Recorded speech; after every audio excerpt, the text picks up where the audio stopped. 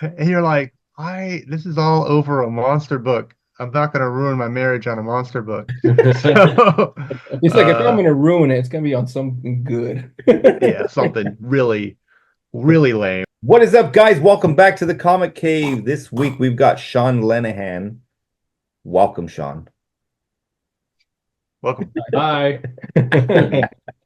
Hello. We've had you in the What's cave up? before, right? We have, We yes, have he had was him in with the cave for a Erwin. bit. Yeah, when we did Horman Horman and Juggy. Dougie. Yeah. Yes. Oh yeah. So welcome back. Virtual. Yes. Virtually. Yeah. Yeah. So Yeah. today we wanted to have you back to talk about Monstrous Inc., which is a ink and drink project that you've headed. Can you tell us a little bit about it? Yeah, it's 64 pages. It's 31 artists from around the world, mostly from the West Coast. But, this is the fourth installment by Ink and Drink. And, you did yours, right, Jason? Mass Cybernetics was, I think, also 64. Did really well. Fantastic. And I, I sort of wanted to head up another one because the last two had been headed up by Irwin. And we're like, okay, I feel like we've got some traction here, and we wanted to get even further with it. And you were probably thinking the same thing as me. I'm like, hey, let's try to do something that's not so IP centric, like or fan art centric as much, right? So, and sort of let our artists that are in our group sing a little bit more with their art and creativity. So that was pretty much the idea behind my Monstrous Inc. And plus, everybody seems to like monsters, and I thought it'd be a good time to release it around, now, right before Halloween. Oh, absolutely. I've gotten to see the proof copy of the book. Everybody's art looks just incredible. You did a great job curating. Oh, he's Oh, there got it it. He's already is. got it. I want Yeah. to see What a it. cover. Oh, damn. Mike So this is Castro. Mike Castro's art. Did the cover? Yeah. MC Visuals.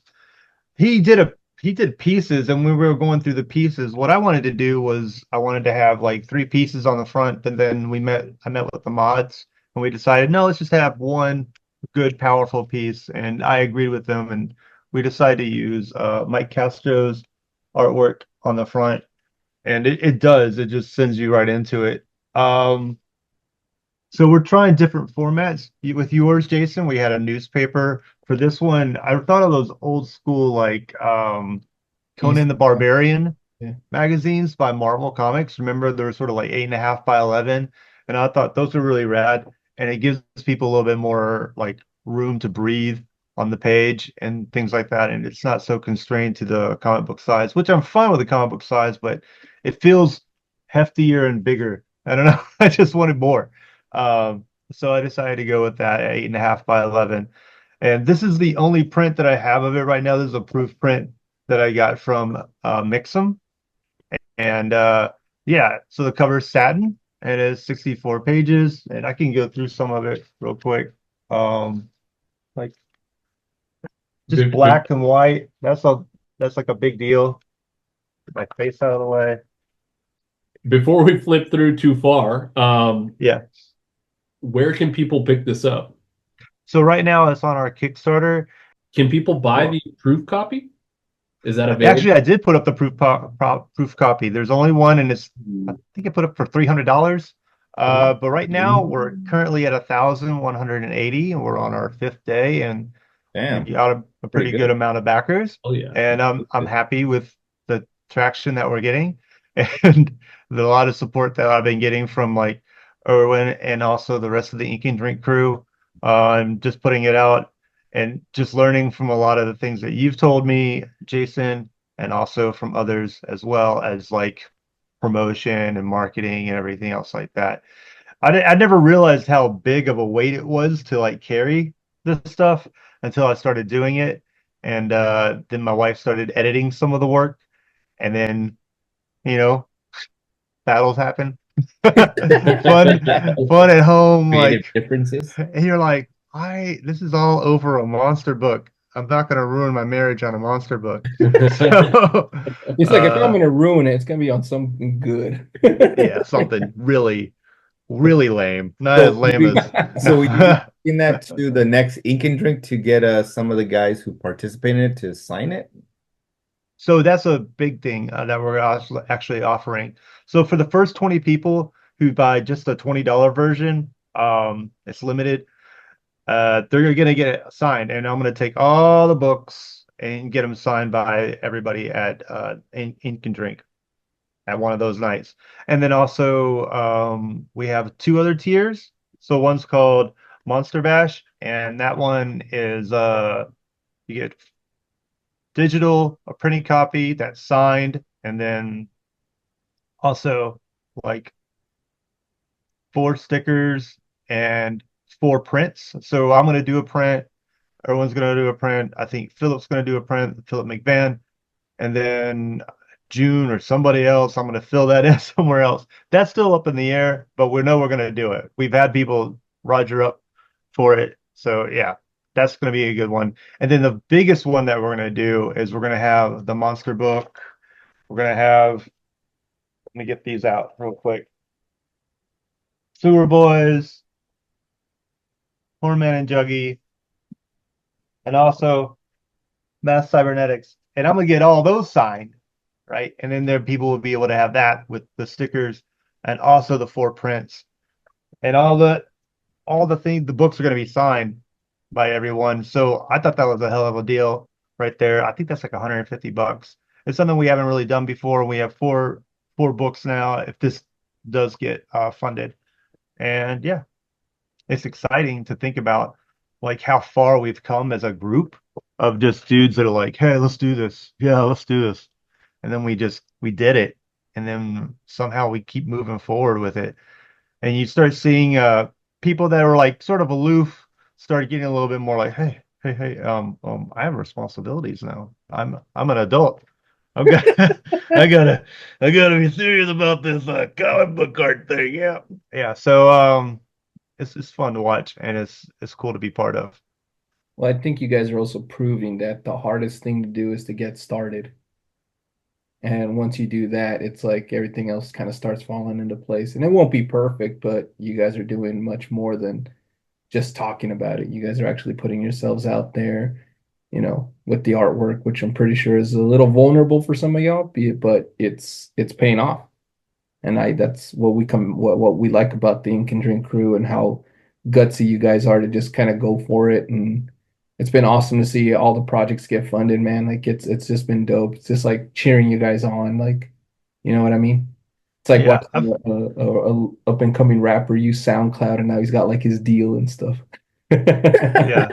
I think when we first did Hornman and Juggy, we were sort of surprised about how like quickly we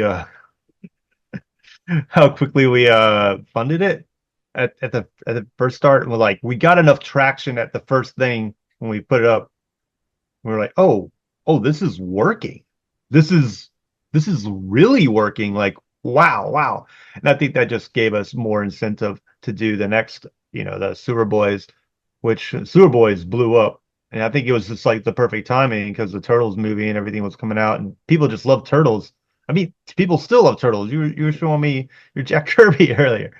So, I think we were just lucky to ride off the waves of those things. And I feel like we're just going to keep on moving forward with it.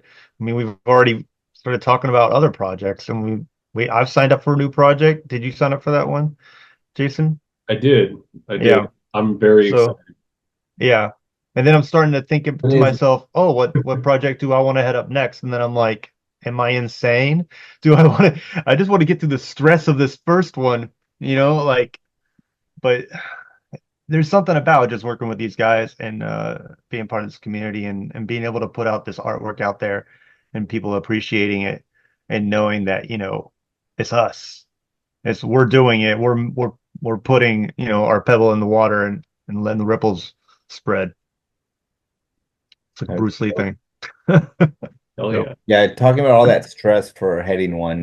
Lego used to have all black hair, and after cybernetics, look at that streak of gray. Yeah, like Rogue Took a over toll there. on him. Sexy. Yeah, we should do a recap after in a month. See. I'm just gonna get balder, man. I'm just gonna get way Like balder. Homer. Yeah, right. This is gonna be Right, like two like little hairs. 10 years. That's why we wear baseball caps. Yep. Yeah. Because we're balding and we're old. All right, so it's just gonna get worse. So I know this is one of the things we're gonna be doing, and then we also have some people that are gonna be going to conventions soon and promoting it there. I got uh the LA Comic Con, which I think is the 4th Beginning through of the October. 6th Yeah. of October. So that's still deep in. We would have like 10, maybe, yeah, like where did that come from? Like 10 days, I think maybe, or less after that, that people can still promote or still buy from the Kickstarter. So yeah, that's going to be really interesting. But we got a lot of good people. Like we have Lenzations, who he's my friend from like cons. We've done a lot of stuff together. He does kaiju art, and he's done a few covers for IDW. Nice. So yeah, he's done some pencils on that. Who else do we have? We have Silvercore, Erwin, of course, Jason, me, Philip McVan. Let's go ahead and show some of the stuff. Can we do that? We can show some of Yeah, the of stuff. course. Absolutely. Your project. Okay, let's do it. So here's Erwin's. All right. And you see this one right here? This is his self-portrait. Yeah. And what we're doing in these books is what I'll do is I'll have like their bio right here. And then at the bottom, I'll have a QR code. So then whenever they run into a new artist, instead of having to go back to the front and whomever's searching through, they can just scan it right then and there, and it'll take you right to their Insta or Dang. whatever type of thing they wanted to have. Mhm. That was sort of important to me because I was like, I think everything else was just like a list, and I've always seen lists, but I'm like, I like interactiveness because I want people to be able to be like boom, boom, boom, and that just would makes you want to follow more That's people. like some next level marketing type stuff right there. Yeah. It's like, Yeah, dude, I that's do. cool. That's a great Yeah, idea. It is. It really simplifies. It makes it easy to figure out who you're yeah. looking at.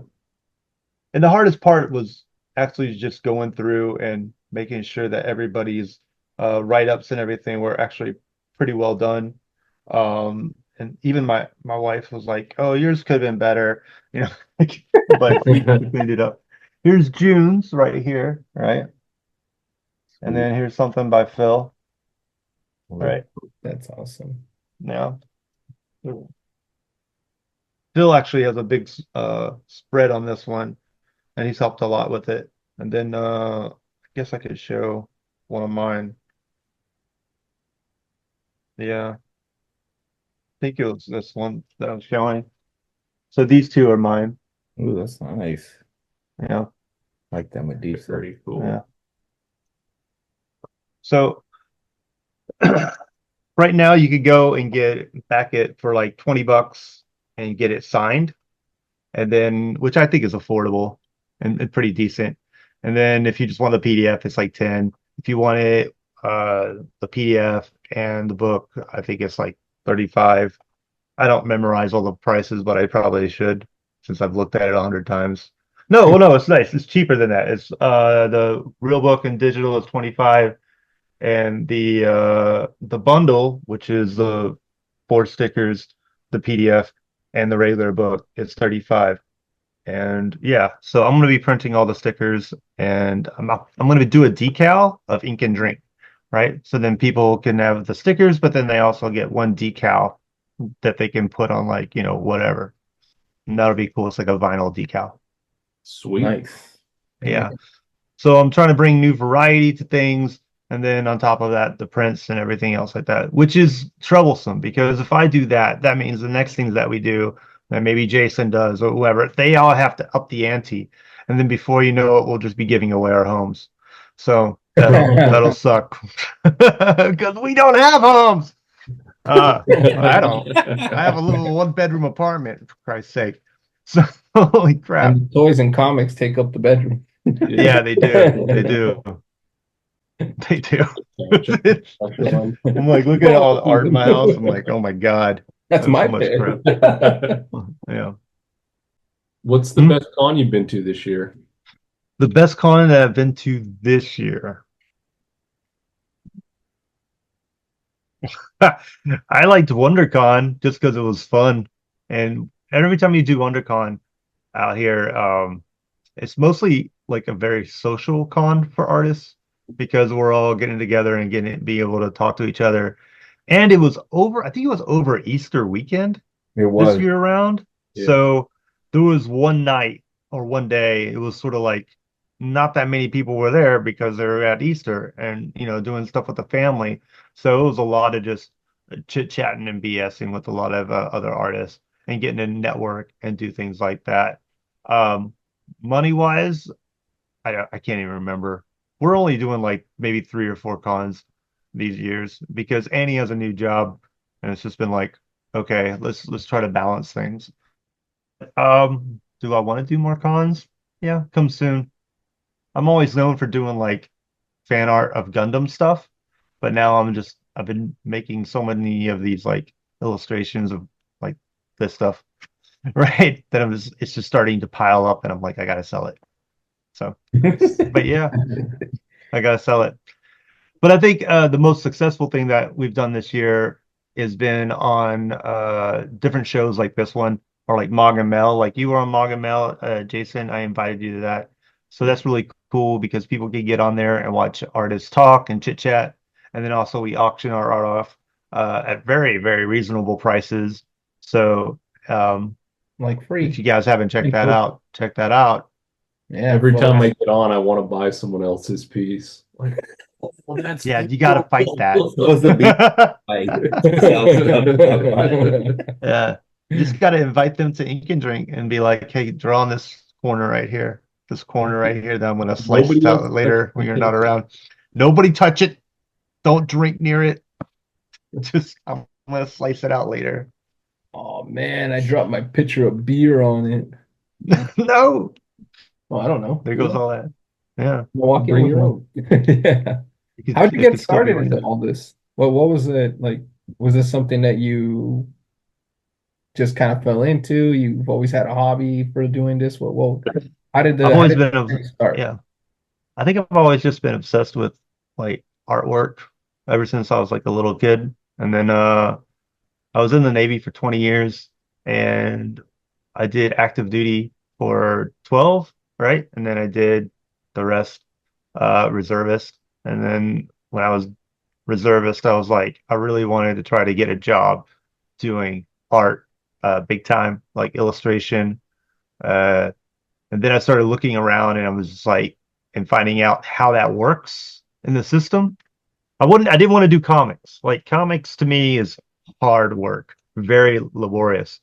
I wanted to be like, a concept designer and doing things like that. But then I started looking into it and I was like, you're just a cog. Like there's a person that does the line work, then there's a person that just does the colors, then there's a person that just does the lighting, then there's a person that just does the finishes, and then there's a person that judges it. And I was like, I don't want to be part of that world. That just didn't sound appealing to me. Whereas the job I have right now, I work at a diving company, but I do illustration, 3D animation, animations, web design. Like I do all these things, and I'm the guy who does it, right? Like I'm not part of like another team of designers. It's just me doing all that. And I do it pretty well. I'm able to juggle a lot of things. I mean, once coronavirus hit, you were able to say, well, I don't have these other people. How can I streamline and automate some things work-wise? So you were able to figure out how to do a lot of that. So I'm pretty fast when it comes to that type of stuff. Dang.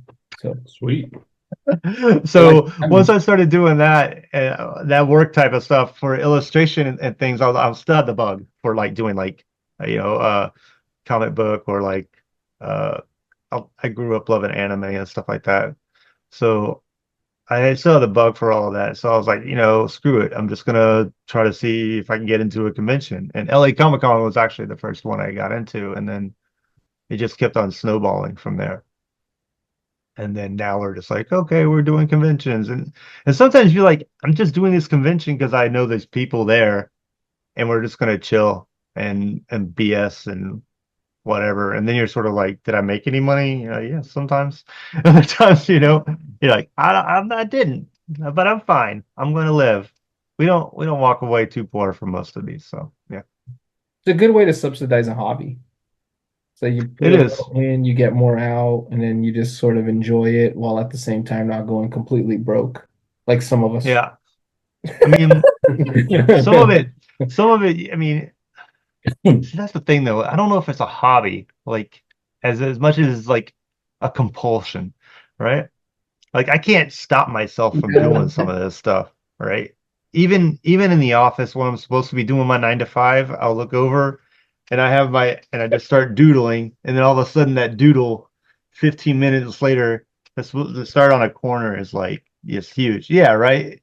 Like like you love what you love and you do what you love, and try to get as close, what's that term, like get close to zero as much as possible. So I try to get as close as I can to Mm. doing what I love as much as I can. Because after being 20 years in the military, it's like you gotta live, man. You gotta live your life. I've seen so much wild stuff around the world. It's not even funny. Okay. Okay. Did I say too much? Damn, 20 So, years. yeah, so tell us something about those secret missions. I'm kidding. And are we going to see any of that in the artwork? Uh, Subliminal messages. If you look no, in not really. Like, it says uh, in the Navy. It says Ivan Ivan Niage. when I was in the Navy, I did graphic design.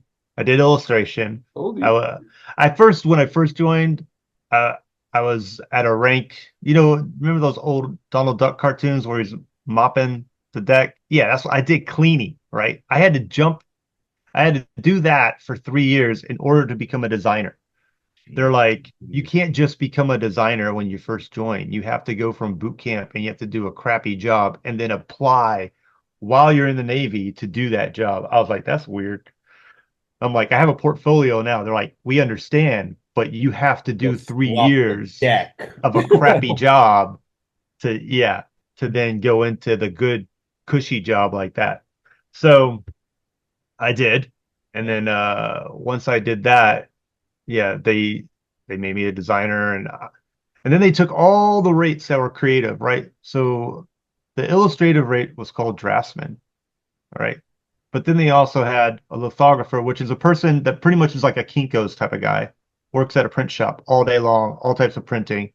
Then they have photographers and writers, and then overseas you could do videography and radio, right? So once I became a draftsman, I was like one of the last ones ever made because the Navy decided to join all those creative jobs together into one. I had no interest in photography. I had no interest in writing.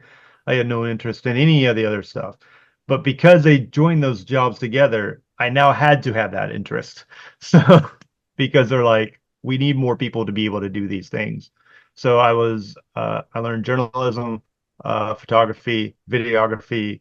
I lived in Japan for 2 years, and when I lived in Japan for 2 years, I ran a radio station, and we also did videography and news for the base. So yeah.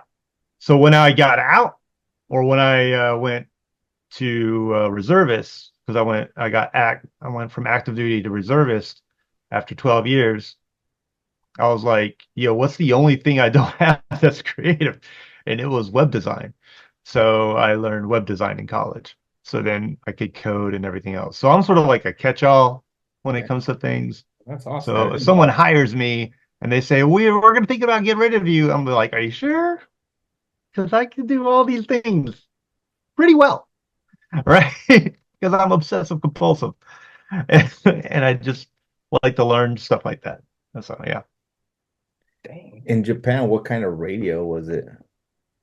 It's like your everyday public radio. So the thing is, in Japan, I said something flying into my mouth. That was weird.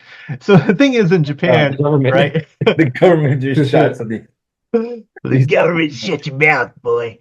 No, in Japan, if you live there and you are U.S. military, that the only outlet you have for knowing your American roots and things like that, or what's going on, is our radio and our TV, right? So we did television, right? We broadcasted American shows and American television and American news. But then also because we ran the television station there, we'd also do weather, right? So I had anchors, like I had people that were my age and younger, I would have to train them how to be anchors on TV. And then I'd be like, okay, when you're not doing that during the day, you're going out and filming this, and then you have a radio show tomorrow at this time, right?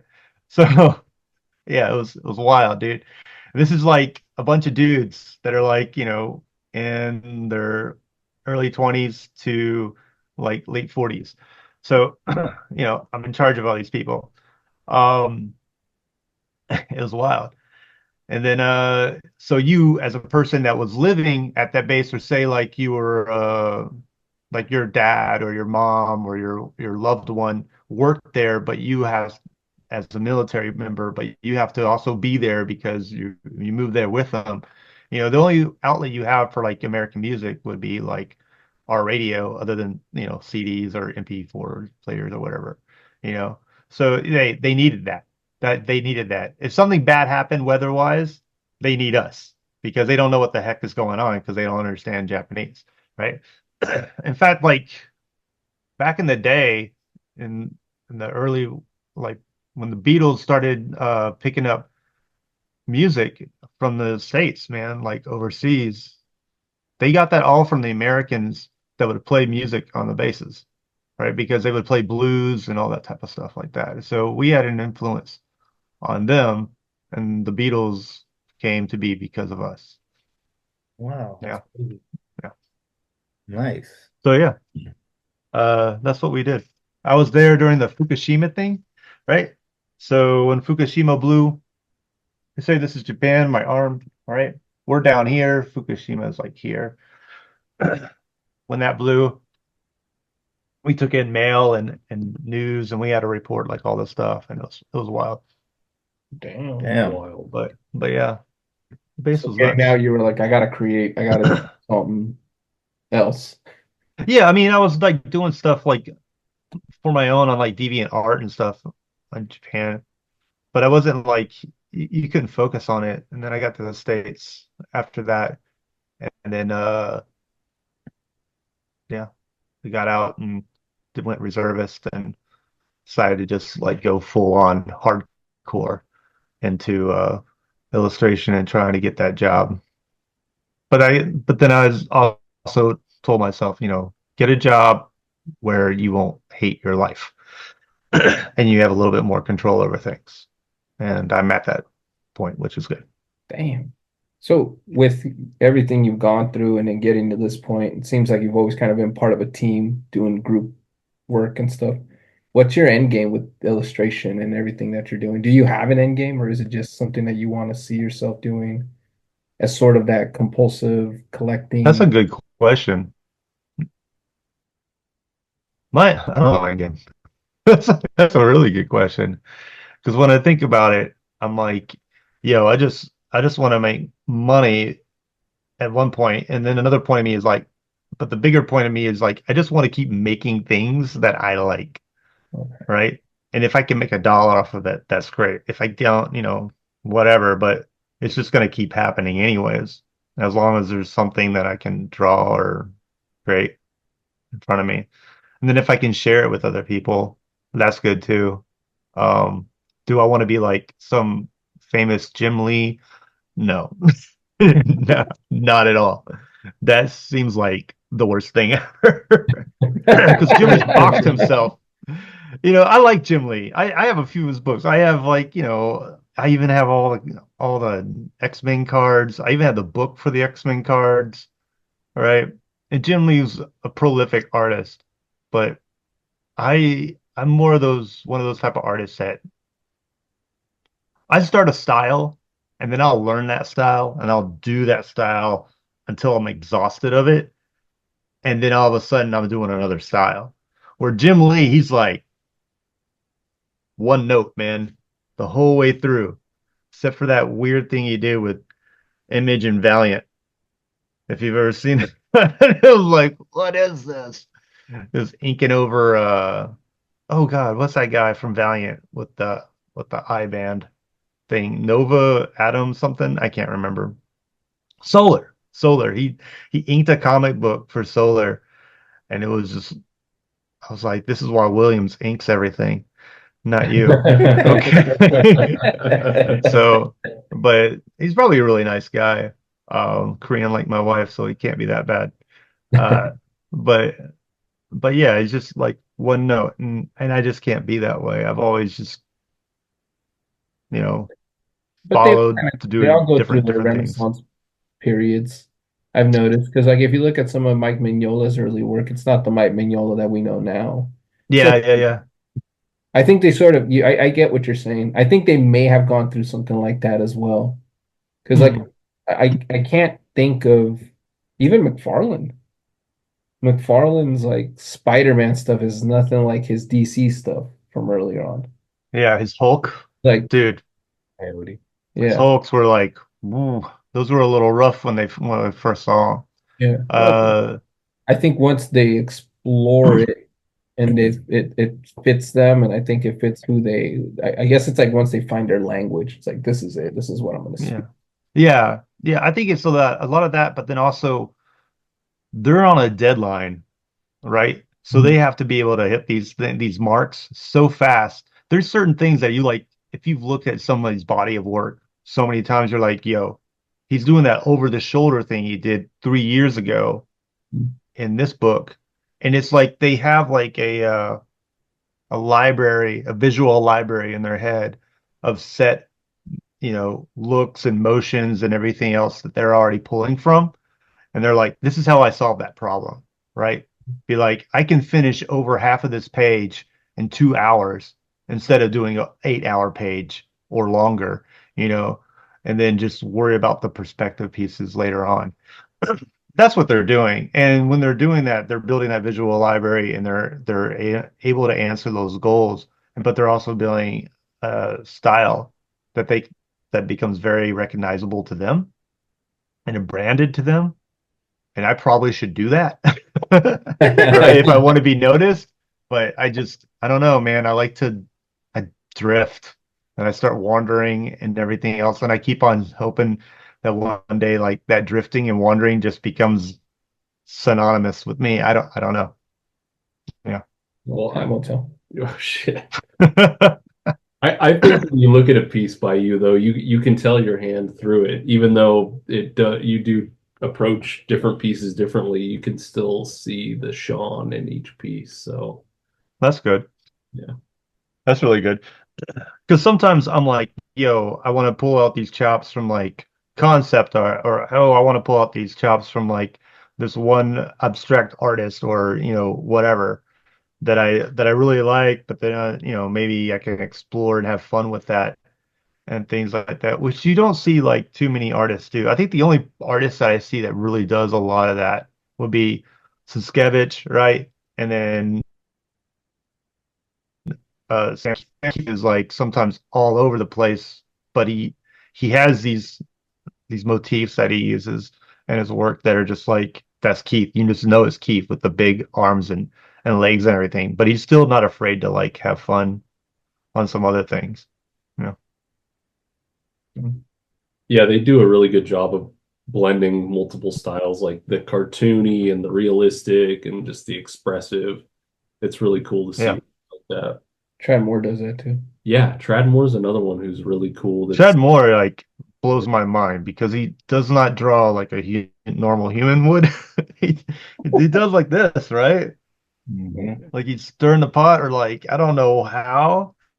But and then you look at the line work, and there's been so many times I've looked at his line work, and I'm like, that's vector. That has to be vector drawn, right? Like on Illustrator, which is like all mathematical. And you're like, no, dude, he's just doing it with his fist pin. And I'm like, what the hell? It's just blew my mind. Have you ever seen Eric Blows my Larson? mind. Eric Larson holds this pencil. No. He Yeah, holds it like he holds it like yeah, like this. Wow. Videos of Eric Larson drawing. Well, Yeah. yeah. Well, the classic way to hold the pencil, right, is like this, right? exactly. Yeah. Yeah. Because it's supposed to be at an angle, right? And then you're supposed to be like He that's holds it you're supposed classic. to have it distance from you and the canvas or whatever you want to call it. Um, but I hold mine like this. I just do it like this, Very dude. angry. A lot of rage. A lot of rage. That can go places, man. That's Jackson Pollock right there. And He used to throw things on his paintings and scream at them, like hamburger buns or whatever he can get on there. And that's you a ever true thought about story. doing that? Jackson Pollock, yeah. It's like this is Lenahan. Ham. Throwing That sounds delicious. There you go. style. That's the next thing I'm gonna do. I'm gonna learn how to make ham. You heard Gonna it be here first, kind folks. He's going to be drawing on ham. Oscar Mayer, watch your back. of, but yeah, that's pretty much my art thing. Oh, that's awesome, man. It's good to hear. It's good to hear that it's just, yeah, it's mostly for the fun of it. That's that's Yeah, cool. as long as we can get the money coming in, or long as like, it doesn't take a strain on my marriage, I think I'm fine. You know, but there's been times where we're just like, do we want to keep on doing this? And I'm like, I don't have a choice. It's a compulsion, Or are you you talking know? about the marriage? No, I'm talking about like You're talking about the I'm talking art. about the art stuff. Oh, okay, the You art. know, like for Okay. the conventions can be Ah, the wearing convention. you down, right? Because you have to pack up. Um, Sometimes we preset Yeah. stuff. Like we'll be like, oh, okay, so we know we're gonna have a big con that's 8 feet or not. Comic-Con is 4 feet, so you have to sort of like prep that before you go and plan on like how you're gonna do your setup, right? So that's the thing. We plan the setup and then we go over the prices and everything else like that, and we go, okay. So when we get there, it's a little bit smoother of a show for us. But then, there's weirdos and cool people and cheap people and nice people and then just people who just want to talk to you forever and ever and ever because their kids are there and they just want to talk to someone that's, they feel like they can relate to, but then you're like, I don't know how I relate to you. Anyways, I Thanks love for talking to me, people. man. Hmm? I appreciate you talking to me when my kids were there. Oh, thanks. It really Yeah. helped kind of get through that convention. Really Yeah. felt like we had a moment. Yeah. Damn. Sometimes what was it? Oh, I've seen people like, what's the grossest thing you've ever seen at a con, Jason? The, Come on, man. the grossest The thing? grossest. Hmm, that's tough. I saw someone get their mouth spit into. Shut up. What? Not on That, purpose. that was pretty gross. That was an Yeah. accident. Okay, let's just start with cosplay. What's the weirdest, funniest cosplay you've ever seen? I saw a very hairy male Wonder Woman with ill-fitting briefs. Mm.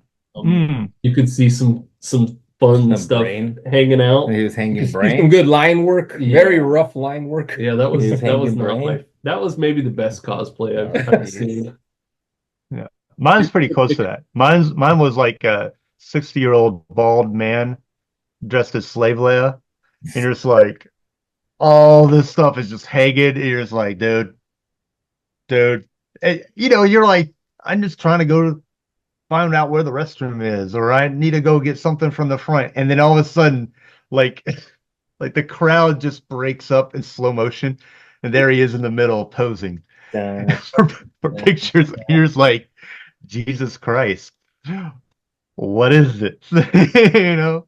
So yeah, I still get disturbed sometimes by things I see at cons, man. Oh my God. Um, no, I think the grossest thing I ever saw was like and it happened. And our this this kid's like snot got like all on his face, and he was taking it and like licking it, and he was coming towards our table, and his mom like stopped him right before he touched something, and then she's like, "Do you have any hand sanitizer?" And my wife always does, and I'm like, "Don't give it to her.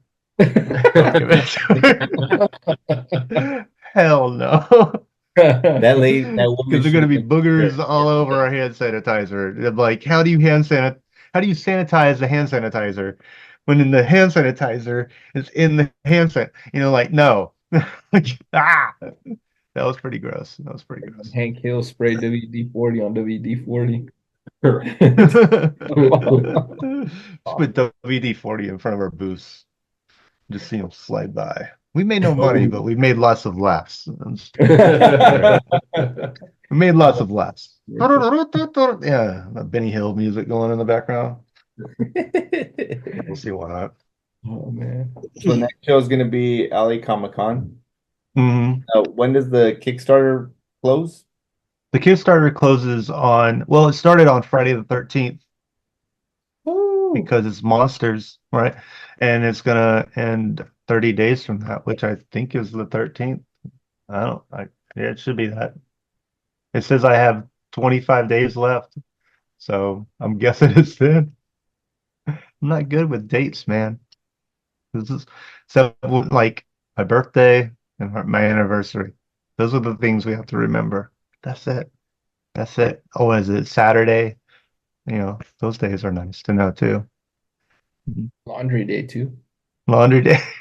You do laundry on Saturday? I forgot. I haven't celebrated Laundry Day in a month.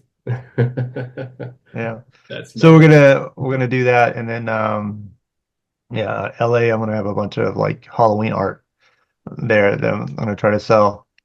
I'm Do you always know doing the what Gundam stuff. I'm gonna try to change it a little bit. do you know what your table number is or what your booth number is? It's a good question. I would have to look that up. Okay. Let me I'm see. Lenahan. gonna be looking for the ham. No, I don't So, have that in front of me right now. I can email it to you though. I can message it to you. That's not a problem. got a link. A link to the Kickstarter, a link to that.